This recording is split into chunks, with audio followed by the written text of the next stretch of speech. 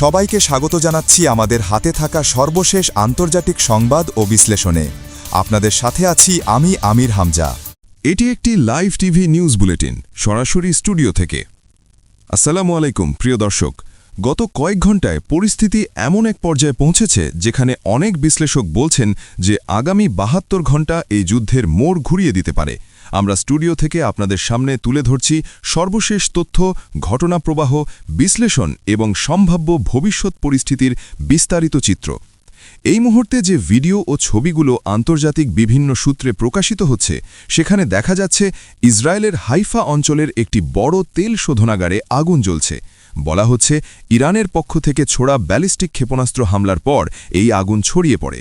Haifa refinery ইসরায়েলের সবচেয়ে বড় তেল শোধনাগারগুলোর একটি এবং দেশটির জ্বালানি সরবরাহের একটি বড় অংশ এখান থেকে আসে। তাই এই স্থাপনায় হামলা শুধু সামরিক প্রতিক্রিয়া নয়, বরং একটি অর্থনৈতিক চাপ তৈরির কৌশল হিসাবেও দেখা হচ্ছে।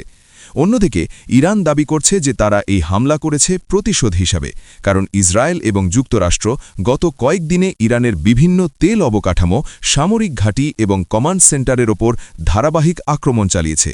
বিশেষ করে রাজধানী তেহরানের কাছে একটি বড় তেল সংরক্ষণাগার এবং রিফাইনিং স্থাপনায় হামলার পর সেখানে ব্যাপক আগুন দেখা যায়। অনেক জায়গায় তেলের পাইপলাইনে আগুন ছড়িয়ে পড়ার কারণে রাস্তার ওপর আগুনের স্রোত দেখা গেছে, যা অনেকেই বর্ণনা করছেন যেন কোনো দুর্যোগ বা মহাপ্রলয়ের দৃশ্য। একই সময়ে যুক্তরাষ্ট্রের প্রেসিডেন্ট ডোনাল্ড ট্রাম্প আবারও কঠোর ভাষায় ইরানকে সতর্ক করেছেন। তিনি বলেছেন, ইরান যদি নিঃস্বার্থভাবে আত্মসমর্পণ না করে তাহলে যুক্তরাষ্ট্র ও তার মিত্ররা এমন আঘাত হানবে যা ইরানের সামরিক সক্ষমতাকে পুরোপুরি ভেঙে দিতে পারে। ট্রাম্পের এই বক্তব্যের জবাবে ইরানের সিনিয়র নেতা আলী লারিজানি বলেছেন, ইরান কোনো অবস্থাতেই আত্মসমর্পণ করবে না এবং এই যুদ্ধের জন্য যুক্তরাষ্ট্রকে বড় মূল্য দিতে হবে।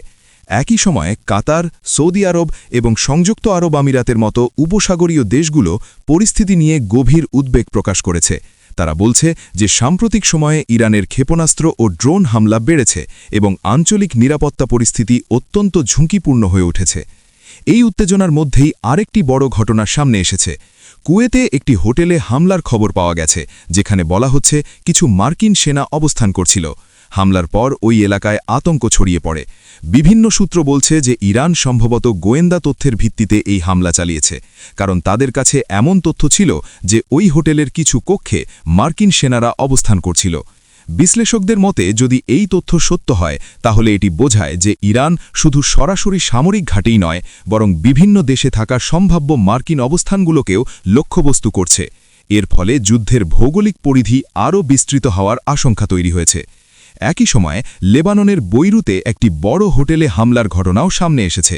সেখানে বলা হচ্ছে ইসরায়েলি বাহিনী মনে করেছিল যে হিজবুল্লাহর কিছু যোদ্ধা ওই হোটেলের ভেতরে আশ্রয় নিয়েছে, ফলে সেখানে আঘাত হানা হয়।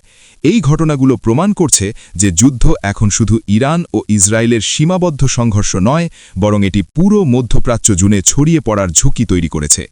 এদিকে যুক্তরাষ্ট্রের সামরিক ঘাঁটিগুলোতেও নিরাপত্তা জোরদার করা হয়েছে। বিশেষ করে কুয়েতের আলী আল সালেম ঘাঁটিতে রাডার ও পেট্রিয়ট ক্ষেপণাস্ত্র প্রতিরক্ষা ব্যবস্থা লক্ষ্য করে হামলার চেষ্টা হয়েছে বলে দাবি করা হচ্ছে। কিছু রিপোর্টে বলা হচ্ছে ইরান ড্রোন ও ক্ষেপণাস্ত্র ব্যবহার করে এই প্রতিরক্ষা ব্যবস্থাকে ক্ষতিগ্রস্ত করার চেষ্টা করেছে। যদিও যুক্তরাষ্ট্র এই দাবির সবগুলো এখনও নিশ্চিত করেনি, তবুও সামরিক বিশ্লেষকরা বলছেন যে এই ধরনের আক্রমণ সফল হলে তা যুক্তরাষ্ট্রের আঞ্চলিক প্রতিরক্ষা ব্যবস্থার ওপর বড় প্রভাব ফেলতে পারে। যুদ্ধের আরেকটি গুরুত্বপূর্ণ দিক হচ্ছে তথ্য ও প্রচারণা যুদ্ধ। ইসরায়েলে কঠোর সেন্সরশিপ আরোপ করা হয়েছে বলে অনেক সাংবাদিক অভিযোগ করছেন, ফলে সেখানকার ক্ষয়ক্ষতির প্রকৃত চিত্র আন্তর্জাতিক গণমাধ্যমে খুব কমই দেখা যাচ্ছে।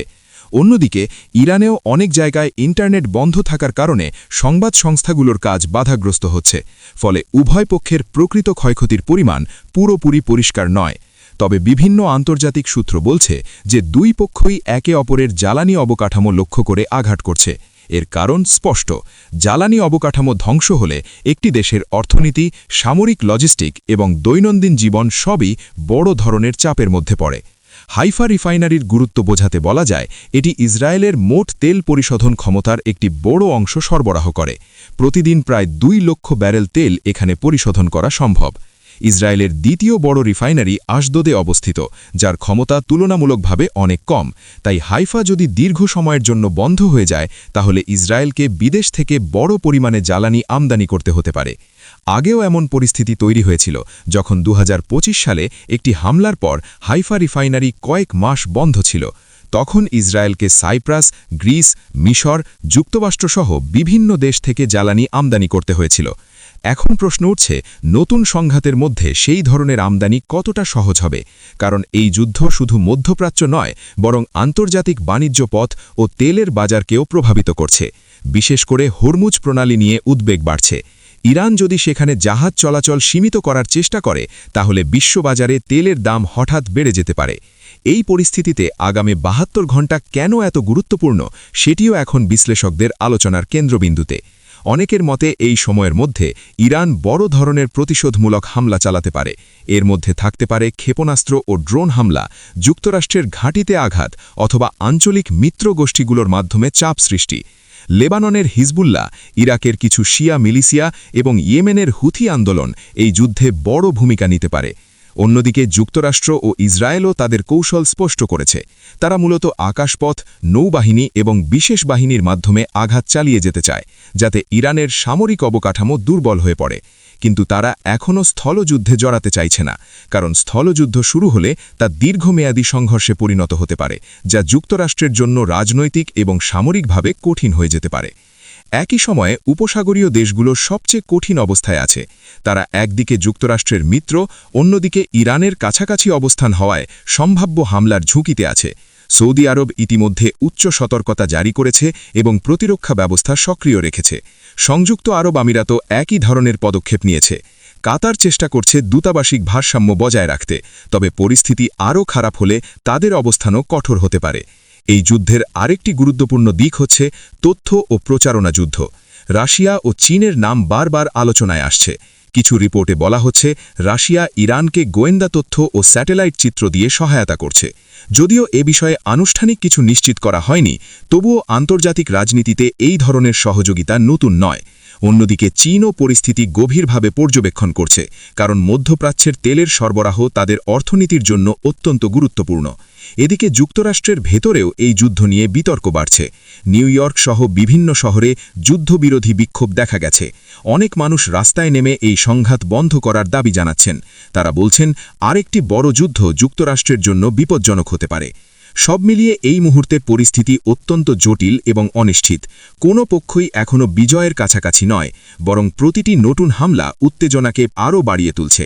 তাই আন্তর্জাতিক দূতাবাসিক মহল জোর দিচ্ছে দ্রুত উত্তেজনা কমানোর ওপর।